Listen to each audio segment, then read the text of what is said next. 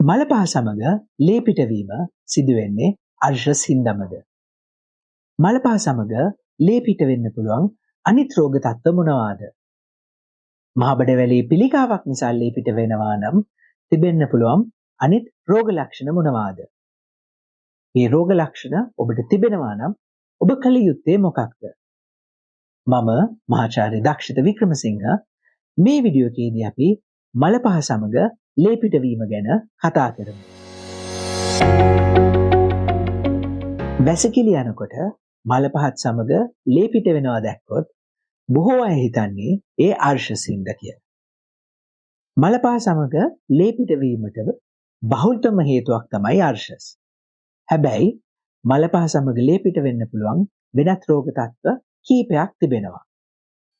මේ අතරින් ගුද මාර්ගයේ ඇතිවන තුවාල, ඒ කියන්නේ ෆිෂර්ස් සහ මහබඩවැලේ ඇතිවන පිළිකා ගැන ඔබ දැනගත යුතුයි.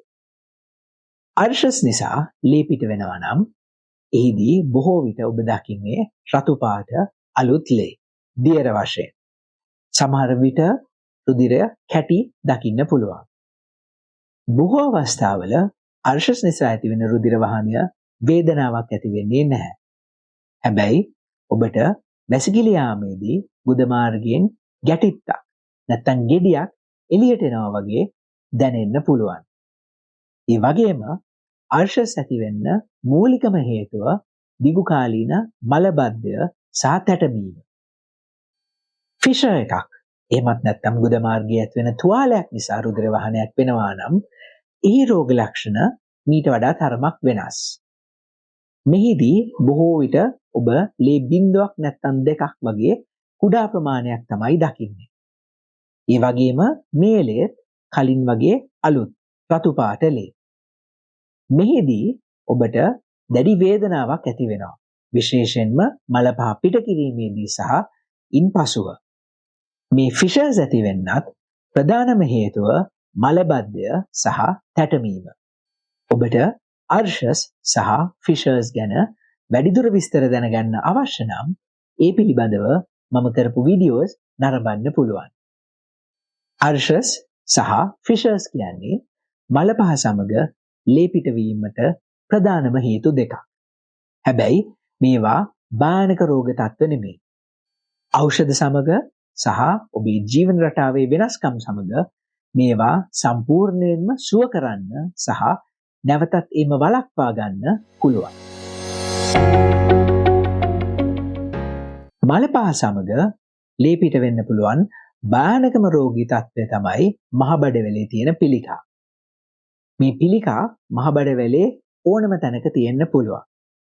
එය ගුද මාර්ගයට ආසන්න බඩවැල් කොටසක තිබෙනවා නම් විශේෂයෙන්ම රෙක්ටම් සහ සිග්මොයිඩ් කෝලොන් වගේ එහිදී ඔබට දකින්න පුළුවන් වෙන්නේ රතු පාට අලුත් ලේ.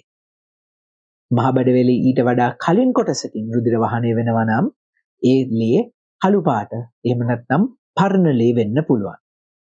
මේ ලේ මලපහ සමග මිශ්‍ර වෙලා මලපහ මතු පිට තිබෙන්න පුළුවන්. බොහෝ අවස්ථාවලදී පිළිකාවක් නිසා ඇතිවෙන රුධිර වහනයකදී ඔබට වැසිකිලි යාමේදී වේදනාවක් ඇති වෙන්නේ නැහැ. හැබැයි ඔබට නිතරම වැසිකිලි යන්න ඕනේ වගේ දැනෙන්න පුළුවන්. මලපහ සමග සීදම් එමත් නැත්නම් සෙම වගේ පිට වෙන්න පුළුවන්.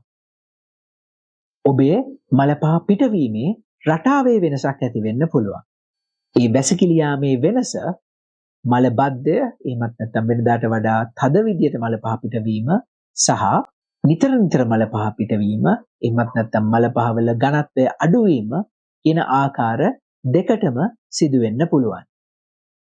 ඒ වගේම ඔබට රක්තහීනතාවය ඇති වෙනවා නම් උදරයේ නිතරම තිබෙන වේදනාවක් ඇති වෙනවා නම් බර අඩු වෙනවා නම් මේවත් මහබඩවැලේ පිළිකා නිසා ඇතිවෙන රෝග ලක්ෂණ වෙන්න පුළුවන්.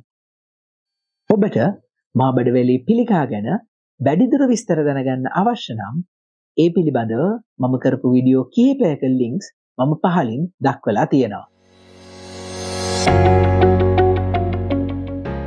ඔබට මෙම රෝග ලක්ෂණ තිබෙනවා නම් ඔබ ඉස්සෙල්ලාම කළ යුත්තේ වෛද්‍යවරයෙක්ව හමු වීම. වෛද්‍යවරයා මුලින්ම ඔබේ රෝග ලක්ෂණ ගැන සටහන් කරගෙන ඉන්පසුව ඔබව පරීක්ෂා කරනු ඇති. අර්ශස් සහ ෆිෂර්ස් පහසුවෙන්ම කායික පරීක්ෂණයක් මගින් හඳුනා ගන්න පුළුවන්. මහබඩවැලි පිළිකාවක් ගැන සැක කරනවා නම් වෛද්‍යවරයා අනිවාර්යෙන්ම ඔබට කොලොනොස්කෝපි හෝ සිග්මොයිඩොස්කෝපි පරීක්ෂණයක් නිර්දේශ කරනු ඇති.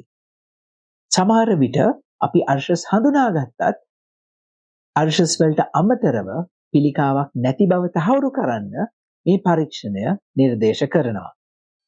මේ පරීක්ෂණයෙන් ඔබේ මහබඩවැලේ පිළිකාවක් තියෙනවද කියලා සැක නැතුවම දැනගන්න පුළුවන්. පිළිකාවලට කරන ප්‍රතිකාරවල සාර්ථකත්වය රඳා පවතින ප්‍රධානම සාධකය තමයි පිළිකාව හඳුනා ගන්නා අවස්ථාව. මුල් අවස්ථාවේදී පිළිකාවක් හඳුනාගත්තොත් ඒට ලබා දෙන ප්‍රතිකාරවල සාර්ථකත්වය වැඩි. ඒ නිසා ඔබට මෙම රෝග ලක්ෂණ තිබෙනවා නම් ඉක්මනින්ම වෛද්‍යවරයෙක්ව හමු වෙන්න. මගේ YouTube channel එකේ, Facebook page එකේ සහ Instagram feed එකේ මේ වගේ තවත් වීඩියෝ ඔබට නරඹන්න පුළුවන්.